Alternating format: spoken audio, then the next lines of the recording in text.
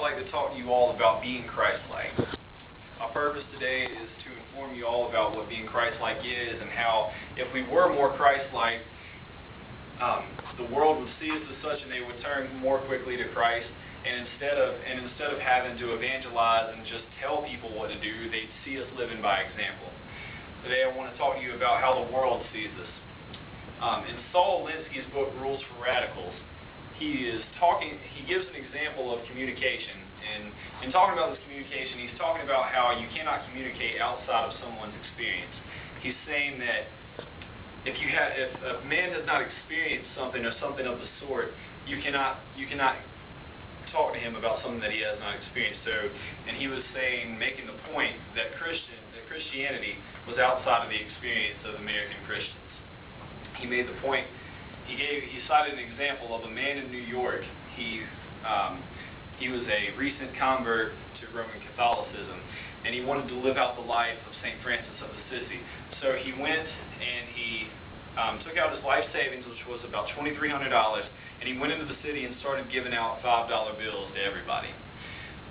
It was about an hour before a Christian police officer arrested him, and then after that, he was diagnosed mentally insane by a Christian psychiatrist.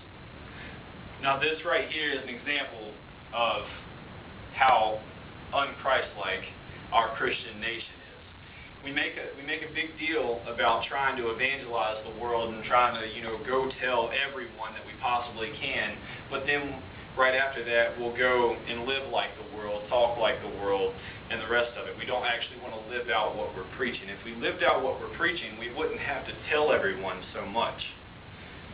Christ says that we are all sinners, and therefore we shouldn't act like we're better. We should act like we're better in the way that we are saved and we have Christ, so therefore we are better.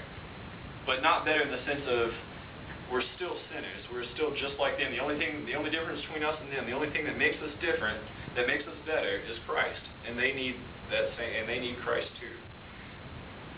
My point here today is to convince people that stop preaching and start living.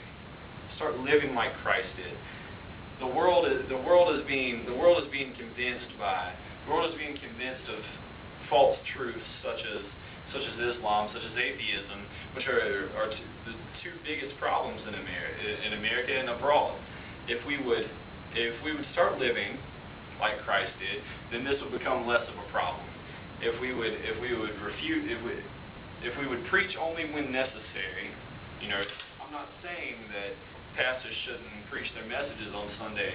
I'm simply saying that instead of us all going down to a Christian conference to all hold hands and talk about how fantastic we are and the great job that we've done, and pat each other on the back and talk about how righteous we are, we need to get out there and start living like Christ, start meeting the needs of the poor, doing all that stuff so that our government doesn't have to, or at least it feels it needs to. I want to end this by just giving you a verse, Romans 3:23, for we are all sinners, saved by the grace of God. My mandate is just to say, go and tell the world, but make sure that you're living what you preach in the meantime. Thank you very much.